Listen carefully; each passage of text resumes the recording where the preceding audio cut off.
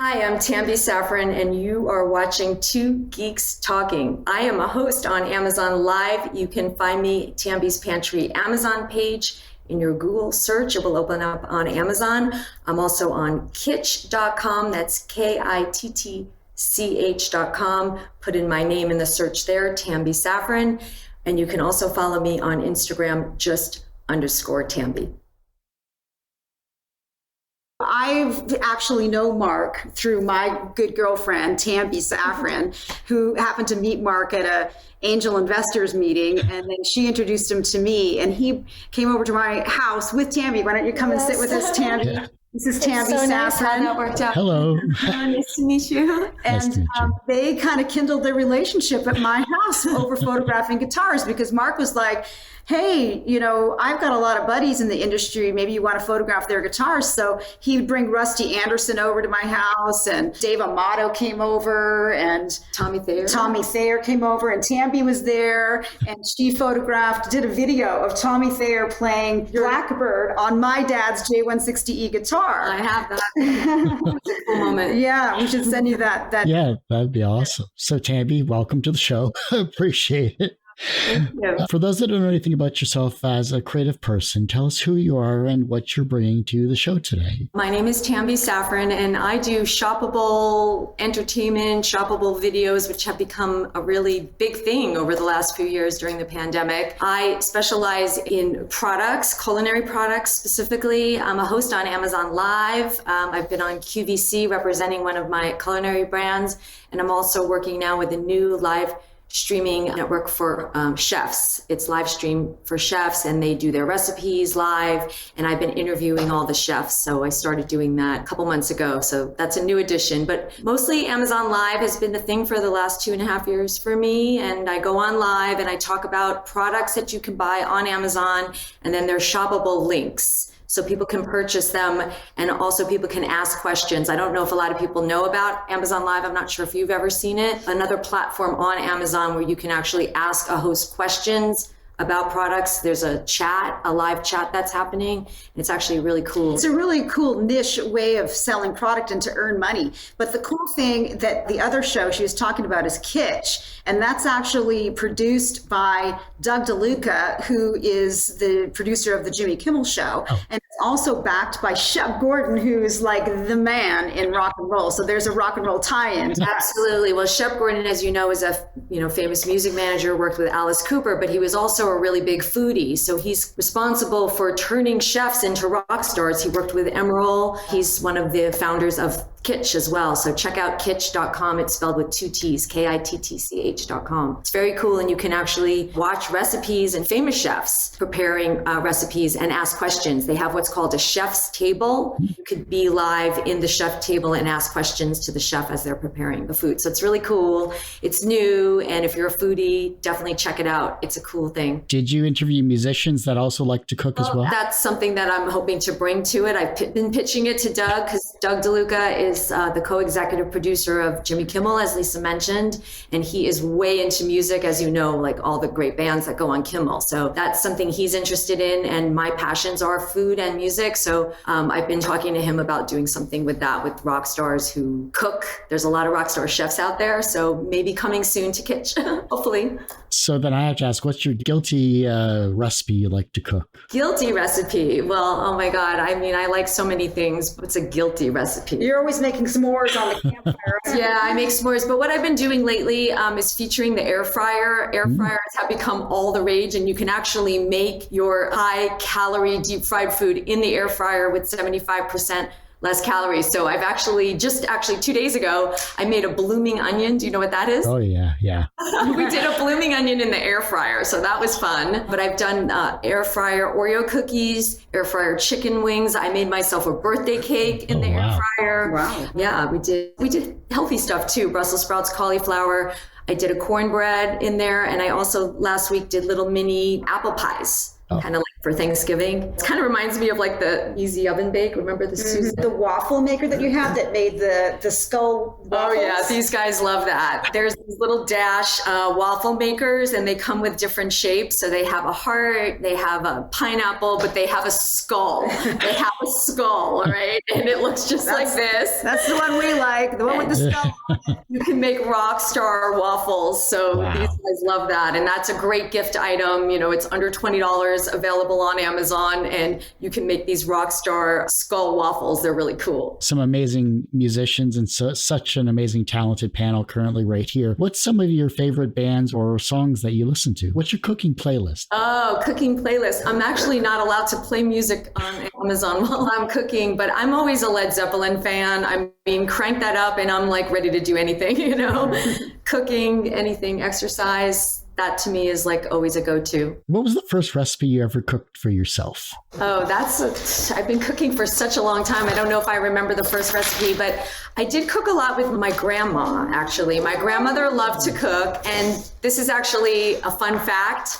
My birthday and my grandma's birthday, we're both on the same day, not same year, obviously. We're both born on August 15th, and that is Julia Child's birthday. So the three of us all share Julia Child's birthday. So that's kind of like a fun little fact about us. And my grandmother actually reminded me of Julia Child, although the much more petite version. But she was a great cook, and I used to make all sorts of stuff with her. So chicken soup to cakes, we did it all, and I'd go over to her house and cook with her. So she really taught me to love food and learn how to cook. So I would have to say those were like the early recipes. It's helping her in the kitchen. I remember them in my head. I didn't write anything down. I just remember them from doing them with her. But what's kind of interesting is that we all grew up on classic rock and somehow navigated to having that as part of our careers. I mean, I became a photographer and ended up, because of my rock and roll background and my father being a photographer, I gravitated to photographing guitars. She grew up cooking with her grandmother and has gravitated into working with some of the top chefs in Los Angeles predominantly, and because of her love in rock and roll, she ended up getting a rock star boyfriend, and was networking in with getting rock stars to do things. And Mark has just been a genius, really, with the way that he managed his career path. He was, in a 80s rock band that did extremely well, but he segued it into navigating it into the business world and how he could continue to keep it as a financial, profitable stream of cash to continue on living a nice rock and roll lifestyle. And we found each other, which is amazing. Yeah, we're serendipitous. The best story I've ever heard from the music scene. I love it. This is just amazing. Much as life and cooking are very synonymous with each other, how do you deal with your failures? Well, that's a good question. I don't let them get me down. I try to learn from my failures, my mistakes. I always strive to do better. And, moving to California from New York, I saw a lot of people come out to do certain things, mostly in the entertainment industry, and they give up, they go back home. And I never gave up. I always follow my dream. I always feel like the universe is going to guide me and it's all going to work out, and I stay positive. My background was communications originally, and I was interviewing chefs for a magazine called Focus Magazine in Los Angeles. And then the hook to the magazine was if you wanted to know more than what was on print, you could watch a video. So I had videos with all these chefs, everyone from, the food truck owner, because food trucks were huge and still are, but they were just at the prime then. And then I would go to like the rooftop of the Waldorf Astoria or Wolfgang Puck's Spago. I interviewed the executive chef there. It was a very wide range. And then COVID hit and I couldn't go in the kitchens anymore. And I had to pivot, learned about the Amazon Live. And I thought this is such a great thing because I can live stream by myself and I can do this. And now everybody's ordering things online to be delivered. And I ended up specializing in culinary gadgets, cool little kitchen gadgets that you can use yourself in your home. You don't need to be a chef. They're easy for everybody to use. I'm just like an average person. I'm a mom, and I'm not a professional chef, but I can show you easy recipes that you can do with these culinary gadgets at home. From that, I was asked to be on QVC to represent one of the brands that I was working with on Amazon. So I felt like I pivoted and the opportunities came. I never let myself get down. I always pick it up and just stay focused and just know that it's going to work out. And I think having that attitude is what really helps. But she also came from a really cool background that she didn't mention. When she lived in New York, she was working for MTV. Oh, so okay. there's got to be a tie-in of how you got that idea about the MTV videos, and how you kind of segued your career to being a mom, but then back into entertainment with video. I always stayed kind of in it. And one of the ways I met you, I think, was through that She Rocks movie. So when I moved to California, I was working at MTV for several years. And then I took a little hiatus to have kids. And then I was asked by a mutual friend to help produce a movie called She Rocks, which was about female guitar players. And that's how I met Lisa through our friend Steve, who was the director and producer of that movie. Kind of like everything just kind of flows how it's supposed to. And I always just have faith in the universe because like this is just such synchronicity, all three of us really. Yeah, we both ended up at the Malibu Guitar Festival in Malibu, and that's how Tambi and I met because she was doing red carpet interviews That's right. of all of the artists that were coming to perform at the Malibu Guitar Festival that is produced by Doug DeLuca. And I was just going to say, Doug DeLuca was the founder of the Malibu Guitar Festival, and that went for 3 years. And I did his red carpets, and I interviewed Lisa on the red carpet, and now he's the founder of Kitsch. So it kind of just comes full circle, you see? Yeah. If you get knocked down 3 times, you get up 4. That's right. Exactly. It's not how many times you get knocked down, it's how many times you get up. The younger generation is looking at all of your works and they're becoming inspired to be creative in their own way, whether it's in music or as a photographer or as an amazing chef. They're inspired in some way, shape, or form. How can they inspire the generation that follows them? How can the younger generation inspire those that follow them? First of all, they have to follow their own hearts. They have to go for their highest goal that they imagine for themselves and manifest it. I think that something that's happened with music is that in the 80s, all this amazing music was written. I mean, how do you beat the Beatles? I mean, how do you create something original? So a lot of bands that come out now kind of sound like other bands that came before them. To avoid making that mistake, you have to find your own inner voice and your own unique rhythm and follow that beat and create something that's unique and different and not been done before. And that's how you inspire generations to come after you. I'd like to take that and add to it. How does Band A from this generation influence Band B when a lot of things have already been done before? But it's like a recipe. You take a little bit from this band, a little bit from that band, you put it together, and it's new. So hopefully the new bands can figure out a way to do that. In my case, look, I borrowed very heavily from Kiss, Led Zeppelin, Aerosmith, Judas Priest, AC/DC, Pat Travers, UFO, Thin Lizzy. I took a little bit of each of those guys and I put it into my recipe. And hopefully the generations after that will take a little bit from me, a little bit from this guy, a little bit from that guy, and make their musical recipe out of it. I think that's the best way I can say how a new generation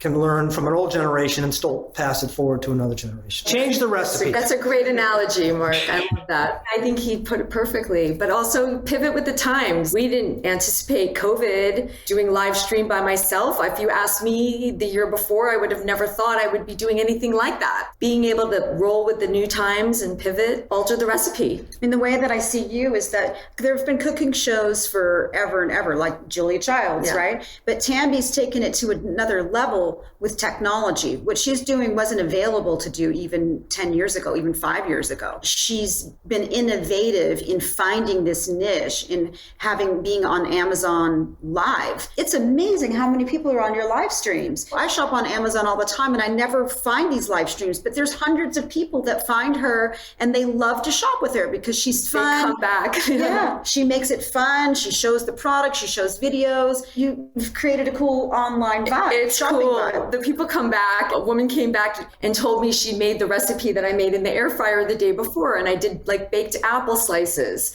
that you can do with some cinnamon and sugar. Really, these are easy things that like most people can do. And she came back to tell me that she made my recipe and it came out great. And that was like the biggest compliment. She like went and made something that I made on my live stream. And the other thing is that Kitsch is now adding a shoppable link on their videos. So when you're watching a chef video, if you want to purchase, their knife or their blender or whatever culinary gadget they're using, you can click and it'll take you over. So that's really cool that they're adding. That inspires young people because they want to shop online. I think they've created ways to shop with TikTok and with Instagrams. The future generation are going to be inspired taking something that Tambi's doing, and they're going to figure out how to do it on their platform of choice. And there'll be other apps that come along afterwards. I'm sure that they'll be inspired to do something. Your daughter is doing stuff. Jeff Albright, my publicist, his daughter, she's a baker, and she makes all this incredible stuff, and she's photographing it on TikTok, and she gets like 100,000 views on her videos, and she's 21 years old. These young kids take it and run with it and do even better. Well, I do hate to say it, everyone, but that ends this particular episode of Two Geeks Talking. I want to thank you all for coming on the show. Okay, except we're three geeks talking. Yes, well, technically four, but I can't change the name. Three geeks talking. And Tambi? You can find me on Amazon by putting Tambi's Pantry Amazon page into your search, and it will open up on Amazon to my page. And please follow me there. Check out all my lists. We're constantly updating kitchen gadgets, cool finds. Lisa's book is on there. And on Kitsch, it's kitsch.com, KITTCH.com. And you can put in my name in the search, Tambi, last name Saffran, Saffran. And Instagram handle is just _Tambi. Well, like I said, that ends this particular episode of Two Geeks Talking. You can, of course, find this interview and 1,000+ others, quite literally, on our website, tgtmedia.com, or twogeekstalking.com. That's the word two, not the number two. On our YouTube channel, which is youtube.com/C/TGT Media. And we have our link tree, which has a lot more social media links, which is linktree.com/2geekstalking. And as I say every week, everyone has a story to tell. It's up to me to help bring that out. Thanks for listening and watching on Two Geeks Talking.